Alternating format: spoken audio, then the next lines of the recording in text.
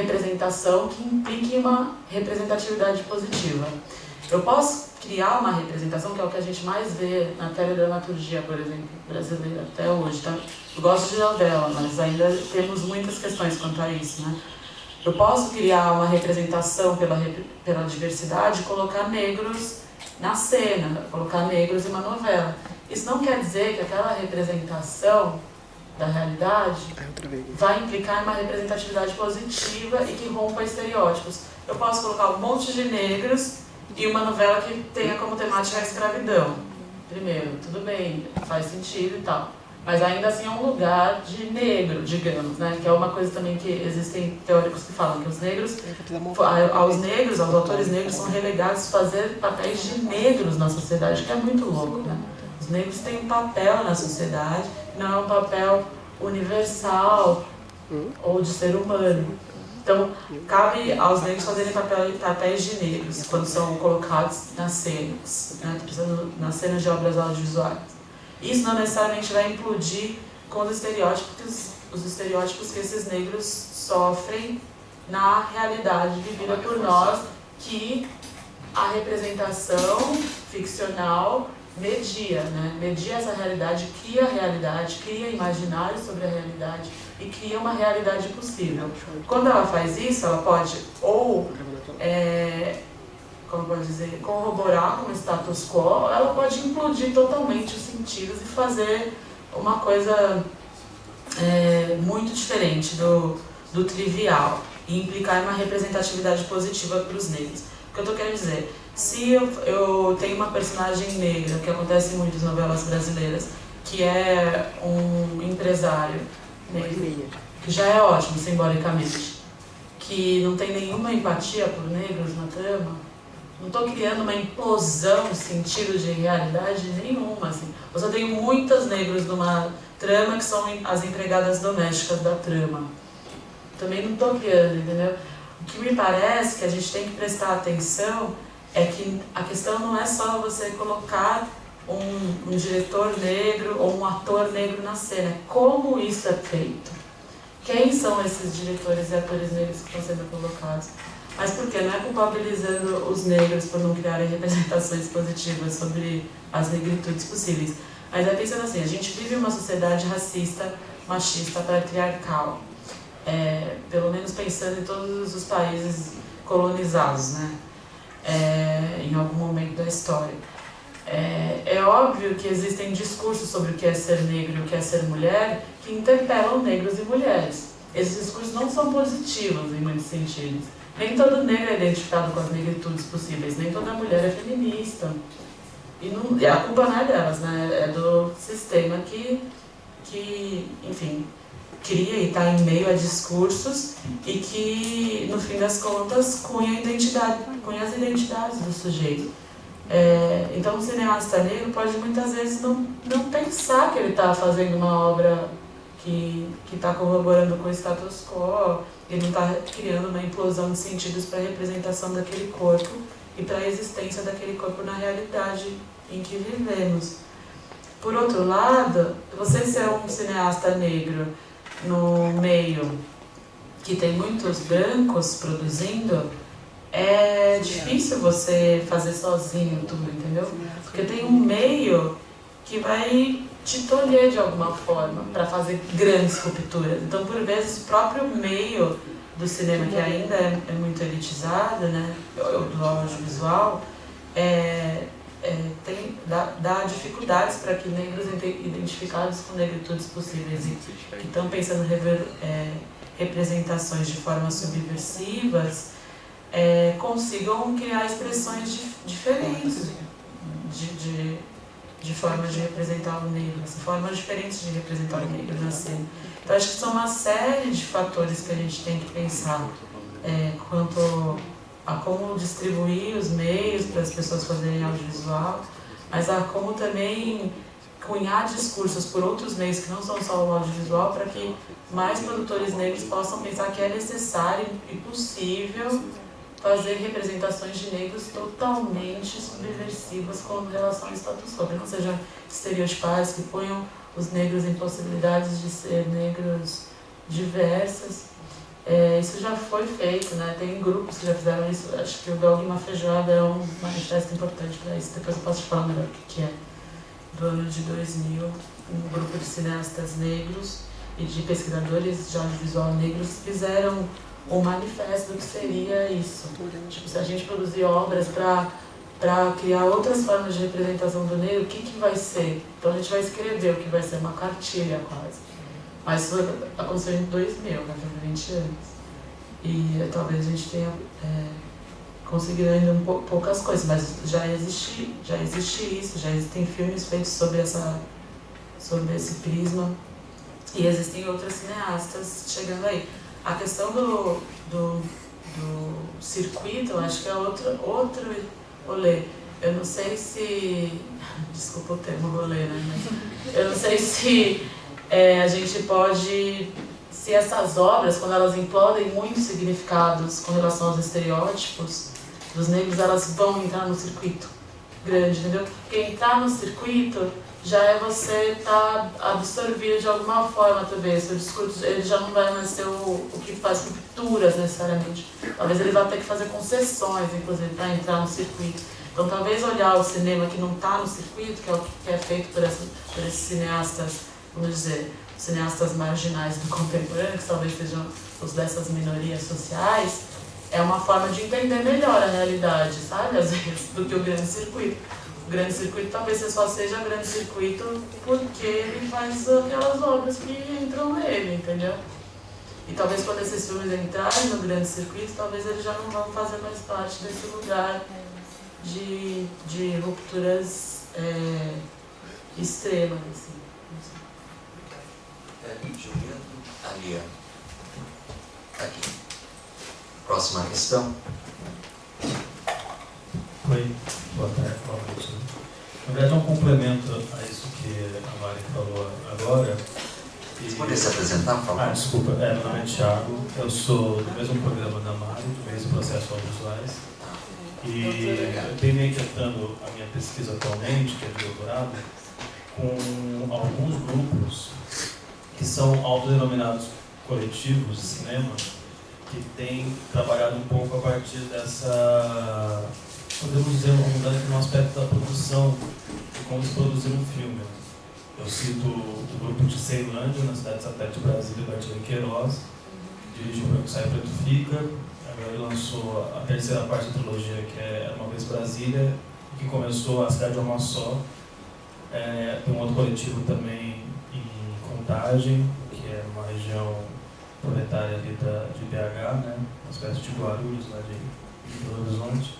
Que tem um cineasta negro que despontou também, que é chamado André Novaes, que lançou um filme que entrou em circuito chamado Ela Volta na Quinta, que é sobre o cotidiano da vida dele. E a inquietação dele é justamente dizer que o negro ele não tem só uma história de pobreza para dizer, ele tem outras formas de se colocar socialmente também. Então é uma narrativa bastante cotidiana ali da vida dele, super simples, super tranquila, etc. E a vida dele mesmo retratada, ele mesmo retratando. Mas me interessa mais, também como complemento a isso que você acabou de dizer, o que eles falam sobre as próprias obras. E há um entendimento do coletivo, né? De que se não estiver bom para o coletivo, não está bom para ser apreciado pelo público maior, ou para entrar em circuito. O Artilheiro Queiroz sempre recorre a essa fala, e que talvez seja uma novidade dentro da produção audiovisual nacional e do cinema, esse tipo de possibilidade de produção de filme, né? Que tem essa obra coletiva e que é muito inscrita a partir das experiências das pessoas que estão convivendo com aquela realidade que está também no filme. Aí você pode pensar em possibilidades distintas desses filmes. O caso de Queiroz muito mais fabular, ou distópico, como as pessoas falam, no caso do André Novaes de forma realista. Então, claro que há diferenças em relação a isso, mas que eu ando percebendo que há uma diferença nesse aspecto da produção, que sai talvez de uma certa elitização do meio de produção, que ainda é hegemonia dentro, sobretudo do cinema e também da produção audiovisual de forma geral, e que aí talvez haja uma novidade nesse sentido de uma resistência, de uma ruptura, digamos. queria só que pontuar que não sei o que você acha desses filmes, você pode falar sobre isso. Antes de passar ela, podemos passar mais um comentário? Que eu acho que é o Nelson. É um complemento do dele. Porque eu achei que fosse isso mesmo, Nelson. Conhecendo um pouquinho do que você faz, imaginei. Se apresente, por favor. É que é legal ele citar o Wardley Queiroz, o André Novaes de Oliveira, tanto o Ceilândia quanto o filme de plástico, meio que pautam o que é esse novo cinema que está surgindo agora. Que é o cinema que parte da narrativa da periferia, né? E aí, pensando na pergunta do Geek, eu acho que a gente tem um lance muito sintomático e muito representativo esse ano, que foi o Festival de Brasília. Porque o Festival de Brasília houve a polêmica do Vazante, né? Que era um filme que partia da perspectiva de escravidão para uma cineasta branca e que botava os negros como uma figura. Não assisti o filme, mas essa foi a discussão que teve, que botava os negros como uma figura de adereço, uma figura meio apagada assim, do filme. E aí foi sintomático isso, porque o Festival de Brasília esse ano foi um festival de um cinema proletário, né? Tanto que o vencedor foi o Arábia, do Afonso Shoa, que é um road movie proletariado. Que vai o André ganhou também. Sim, o Adley ganhou também, diretor. Então talvez aí a gente vai entender isso aqui daqui a alguns anos, assim, mas esse Festival de Brasília representa uma ruptura, porque esse cinema de narrativa de classe média, narrativas hegemônicas, ele meio que saturou. E quando ele se saturou, esse ano no Festival Brasileiro rolou essa ruptura, que é esse novo cinema que está surgindo de outras narrativas, que é essa narrativa proletária, essa narrativa dos negros, e esse cinema está tomando espaço. E dentro desse cenário do golpe, que a gente vai começar a ter corte de custos e outras coisas, incentivos fiscais para produção audiovisual, que essas pessoas, essas grandes produtoras, elas vivem de um raciocínio, de uma lógica de editais, de uma lógica de mercado que é totalmente diferente desses coletivos. Eu falo isso também por experiência própria de Guarulhos. Os coletivos de cinema de Guarulhos também, eles nascem dessa perspectiva colaborativa e que a voz, não existe uma voz individual, é a voz do coletivo. Então a gente está num momento que eu percebo que a cena audiovisual brasileira está se reorganizando e emergindo essas narrativas novas. Então é meio sintomático isso. Só fazer um último ponto, É a partir disso que... Desculpa seu nome? Nelson colocou. Que há uma interferência nesse processo de produção, que uma cineasta que já está de alguma forma consagrada, como a Eliana Café, quando ela faz o Hotel Cambridge, que é o meu objeto de pesquisa, né? E são 3 anos em que esse grupo a produtora dela e a equipe dela ficam alojadas lá na ocupação do Cambridge, e como esse processo se dá, ele também diz de uma nova forma de produção audiovisual no Brasil, que está muito atrelada a essa dinâmica dos coletivos, o centro de plástico, do Seilub, né? Não, e até eu conversei com a Eliana Café, o próprio Hotel Cambridge mostra isso, porque ela teve que...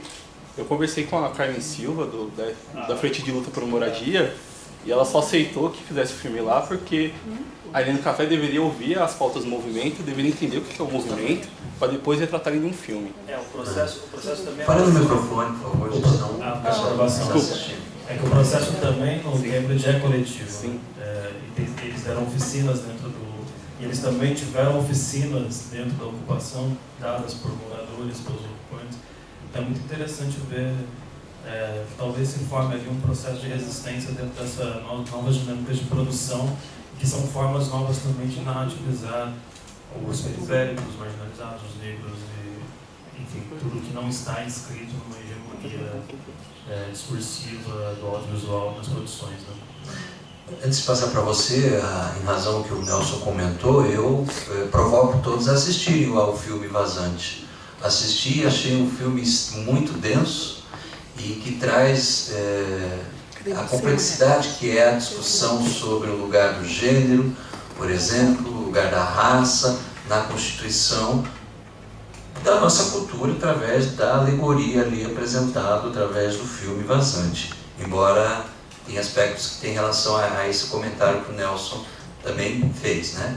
Vários olhares sobre a obra, acho que é interessante. Não, sabe que esse filme, Vazante, eu assisti ele na Mostra de Cinema de São Paulo desse ano. E assim, entre nós, do grupo, da galera que estuda audiovisual, que eu tô próxima, assim, né, aqui na época, a gente já comentou muito sobre esse filme, assim, e eu já comentei também com outras pessoas, e eu diria, assim, de maneira geral, nesse momento, que o importante agora talvez seja, depois que se falou muito sobre o filme, assistir o filme. Não porque o filme... eu acabei de falar isso, né? Que o filme ele não é também o que ele é só, né, na tela, mas ele é o que ele mobiliza, né? Nossa, a gente estava falando disso ontem, Thiago. Mas eu acho que ele é o que ele mobiliza, e isso é o que me interessa, que o filme mobiliza nas pessoas. Como uma obra pode impactar a vida das pessoas. O que acontece, por exemplo, com a Beatriz Nascimento é que ela foi impactada, ela se sentiu indignada com a forma que aqueles corpos com os quais ela se identificam estavam sendo representados ali. Para ela, aquilo era indigno. E ela fala de um lugar específico que é diferente do lugar social mesmo do Cacadjeres. Todos nós falamos de lugares sociais diferentes, de lugares de sujeito, de vivências diferentes. Mas assim, realmente existe uma diferença, né? No lugar